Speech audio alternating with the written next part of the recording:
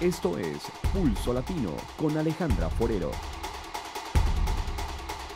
Y cerramos nuestra emisión de Pulso Latino con imágenes del certamen de belleza Miss Amazonas 2015, el cual tuvo un ingrediente final. Al parecer, la decisión de los jurados no le gustó mucho a una participante y vean su reacción. A través de su cuenta en Facebook, la modelo Seshlien Ahaya explicó el motivo por el cual agredió a Carol Toledo, su colega que ganó el certamen de belleza Miss Amazonas que se disputó en Brasil. Abro comillas. Quería expresar mi desaprobación por las acciones en los preparativos del Miss Amazonas 2015.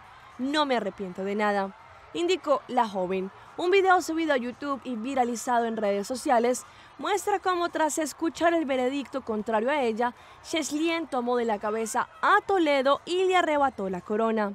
Luego de esto lanzó el objeto al suelo para sorpresa de las varias personas presentes en el escenario y en las gradas del local.